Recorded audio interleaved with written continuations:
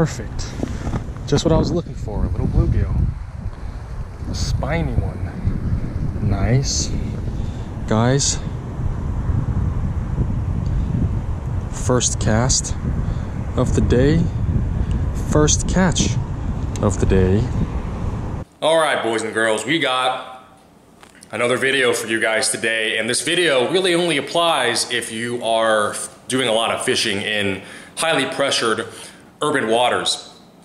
Now, to give you a point of reference, the waters that I fish at, the lake right by my place, it's only 15 acres, okay? And there's a few of these urban lakes scattered around the city, and they're incredibly pressured, meaning everyone and their grandma comes out to the same lakes and hammers the fish every single day. And so they're throwing every variety of lure out there, usually hard plastics. They're throwing the crankbait, the good old crankbait. They're throwing lipless crankbaits, square bill crankbaits, jerk baits. They're throwing everything out there and everything in between. And you know me, I'm more of a trout fisherman, and trout fish stocking season just ended here in the valley, in the Phoenix Valley, because it's getting really hot. And just to give you guys an idea, if you're in an area of the country or the world that's, you know, still experiencing relatively cold water, we're expected to break over 90 degrees this Sunday, and it's early April, or like mid-April, and we're expected to break into the above the 90s. And so trout stocking season has ended, and I'm out there walking around with my, you know, my trout gear, and I'm throwing out my little trout lures, and I've been catching a lot of bass, surprisingly enough. And I don't want to say that this advice applies to everyone. If you're fishing and, you know, you have lakes that you fish at, they're like 80 acres, 100 acres, this probably doesn't apply to you. This applies more to urban waters that are highly pressured. You know, if you are fishing at a bigger lake, there's probably you probably have totally different ways of fishing that. But let me show you guys what I'm using. So let me show you guys what I've been using and to catch these bass, not on purpose, on accident. I've been catching them on this little Squirm and Squirt. A little Squirm and Squirt right here. And as you can see, I'm using it in the 1.5 inch variety, so it's a little on the small side, but the trout really like this. And but I was catching some bass on this thing, and I was catching them pretty consistently, and I was like, okay, you know, they weren't really too big, but I was catching them. So I went down to Bass Pro Shops this weekend, and I picked up the bigger version, the Big Brother version, these 2.25 inch Magnum squirts, and was throwing them yesterday, and I did pretty good. Catching a lot more bass and beating the skunk. And there's two reasons why I think I'm doing so well, you know, not on purpose, on accident, and now I'm starting to target these bass on purpose. You know, I was catching them originally on my trout setup. But the biggest reason why I think I'm doing so well on catching these bass is, the number one reason is because it looks different. Like I said, the bass in these waters, they're seeing all kinds of hard plastics. They see a lot of crankbaits, lipless crankbaits, like I said before, you know, like I just said, jerk baits and everything, all those hard plastics, they've seen everything. And a bass can only be caught so many times by one of those lures before they start getting conditioned to them and start seeing them, and they start realizing that, oh, the last time I bit on one of those lures, I got hooked. And so they're not gonna keep biting those kinds of lures. Maybe they will, all right? They probably do occasionally if you fish it really well, or the bass are actively feeding and they're just hitting whatever they wanna hit, you know, and they're hitting everything you throw at them. They're just actively feeding. Well, they might hit it, but what I'm playing to here is the fact that the bass have never seen one of these little things just squirming around in the water. You know, they haven't seen it before. So I think the fish, the bass, are biting sometimes not because they're hungry, but because they're just curious and they've never seen an action like this before. Okay, so basically the idea here is I'm throwing something completely different. You know, if you're in a body of water where everybody throws soft plastics, I would say try throwing a hard plastic so that, you know, the fish probably are not as conditioned, right? I'm just trying to throw something different that the fish have never seen before, and that's the reason why I think I'm doing so well. Okay, so throw something different if you're in a highly pressured water. You know, the drop shot, right? The drop shot minnow came out of California because it was like the way to catch fish in pressured waters. Well, now everybody's throwing drop shot minnows at my lake, and you know, they're not really doing so hot. And that's because everybody's throwing drop shot minnows and the fish are getting conditioned to it. Now, what are people not throwing? Little mini tubes like that. They're not throwing these little 1.5 inch squirm and squirts, so the fish are biting. Oftentimes, I don't even think they're biting out of hunger or because they're feeding. They're biting because they are curious and they've never seen a lure like this before. Okay, so my second reason why I think I'm doing so well is because, well, the action on the mini tube is just incredible. You know, as you throw it out there and you jig it back, you just shake your rod tip a little bit. You don't shake it too much. You just shake it a little bit, you know, up and down, maybe just about 2 to 3 inches of your rod. And as you jig it back, it just kind of twirls and bounces up and down in the water column. And if you let it drop, if you rig it correctly, the tube just kind of does a little death spiral. It looks like a minnow spiraling down, about to die. And the fish see that and they're like, boom, they'll just hit it. And if they're feeding, they will hit it because they're feeding.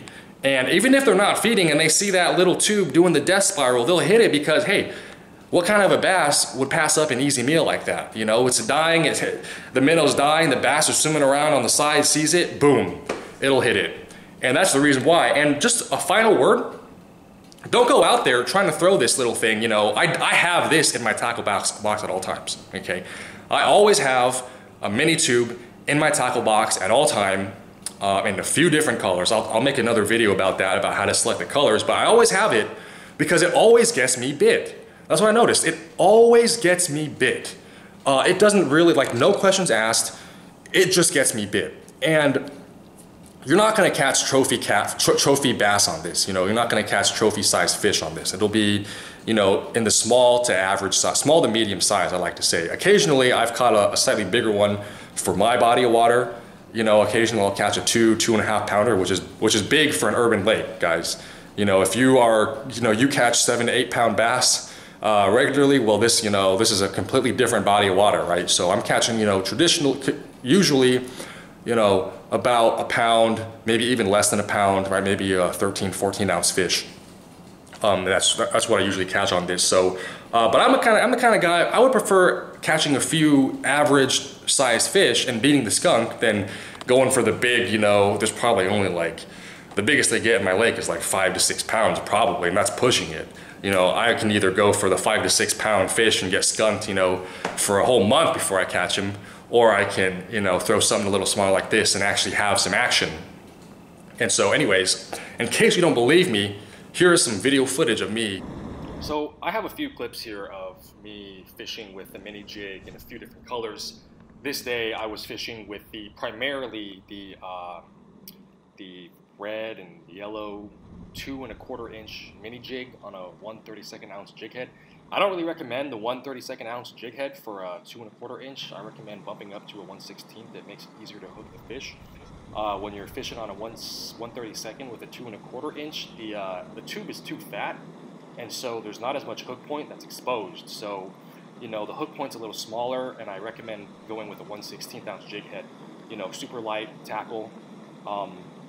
And I know that bass are not line shy, but you know, I'm fishing on my trout gear. I was just, you know, messing around, and obviously people who bass fish on heavier pound tests, but you know, this is just, it's partly me being lazy, not going out and buying like proper, I'm, you know, lazy and cheap, partly because I don't want to go out and buy, you know, bass gear and all this stuff. And man, once you get into bass gear and techniques and setups, it's a long, now you're going down the rabbit hole, and you're never coming out, you know.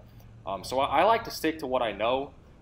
If I, you know, want to start catching bigger fish more consistently, then I'll start getting down the rabbit hole myself. But for now, you know, I'm just on here fishing on my trout gear, 2 pound test, 8'6" rod, and usually a 1/32 ounce jig head. And you catch bass, you know, you're not going to catch any big ones, but you catch a small fish on an ultralight setup like this, and it's like, man, this feels like you're fighting a monster. I mean, you hear him take drag. Wow, you know, you're like, I'm there catching them that small, and it's like, wow, it is a blast, you know.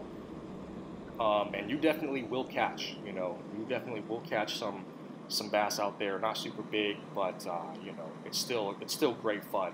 you know, if you're the kind of guy that likes to go and catch the big one, right, then, you know, this is probably not for you. Like, if you want to catch the big one, you have to tolerate being skunked quite often, right? But if you just want action, just plain action, just fish biting, you know, you don't really care too much about the size, then, you know, this is what you want to do. And you saw this guy you saw the way my rod bent, you know, and that's great fun. You know, that was incredibly fun, just feeling him take drag. This guy's probably not, barely pushing a pound even when I pull him out the water. You'll see that he's probably barely pushing a pound. And, you know, I'm just fighting him in, playing him slow. And that's the thing, you know, I see guys on YouTube as well, or guys at the lake, you know, they're running like 8-pound test or 10-pound test, and they just haul the fish in like super fast. And I'm just like, where's the fun in hauling a fish in like that? Just cranking the reel super fast, and they just bring the fish in, you know? It's like, where's the fun, you know? Where's playing the fish and feeling him, you know, take it out? And these are good-sized bass, you know? They're not going to get eaten by any predators if you throw them back and you tire them out, you know? They're going to live and make it. So it's great fun. This is for that day, this is probably one of the bigger ones. You know, probably pushing a pound, maybe not even. You know, small little guy. But I was proud of him for that day and for, you know, the kind of gear that I use. You know, I was real proud of this guy. Good size. I'm proud of all the fish that I catch. You know, the big ones, yeah, the big ones are great, but the little ones, man, they're always there for you. You know, when you're not getting bit, they're always there for you. And you can actually see that it was kind of windy that day, and you can see I have a wind knot there on my reel. If you look there, down there on the right, I have a little knot, I have a little loop coming out.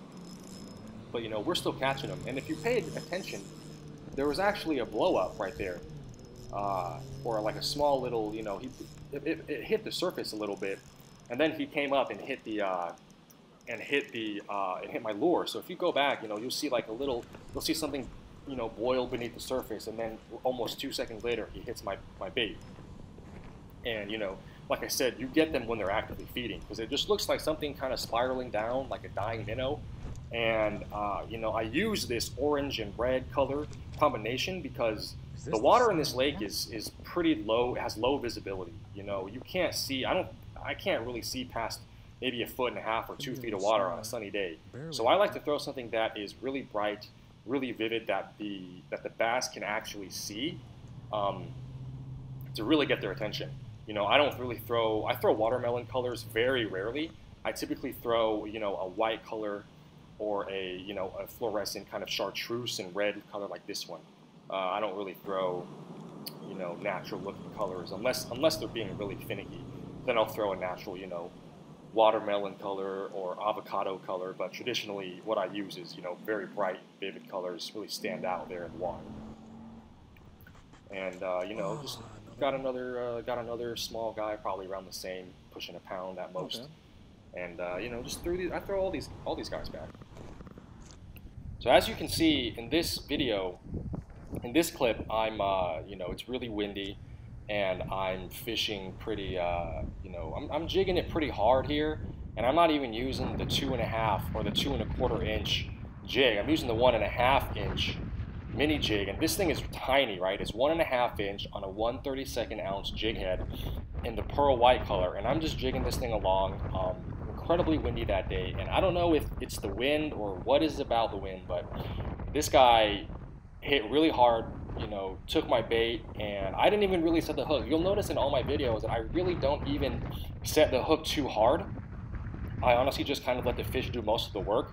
As he you know, takes it and pulls away, I kind of just move the rod in the other direction very lightly, and the fish just really hooks itself. I don't really do too much work here, and you can hear him just taking out drag super hard. And he's not a big fish by any means. You know, this is not a fish, you know, if you're in Alabama and you're hauling in 5-6 pound bass, you know, this is nothing to be proud of. But for where I'm at, you know, this body of water, I put him at a conservative 2.25, maybe 2.5 pounds, you know, pushing it at 2.5 pounds. And you can hear him just taking out my drag. And there are those of you who will say, well, man, why are you fishing on, you know, trout gear? And that's because, like I said, you're not going to catch any big boys on this. You know, you don't catch a lot of big ones. You catch mainly small to average size fish. So when you put them on the ultralight setup with 2 pound test, it makes a 1 pound fish feel huge. You know, And I've got 2 pound test on, and it is just an absolute, it is really fun just playing these fish in. And I didn't really get a good shot with a GoPro because I was just so excited that I actually managed to get one this big. And so I took some pictures and I just threw him back. But, you know, I was really proud of this fish. Damn. Yeah.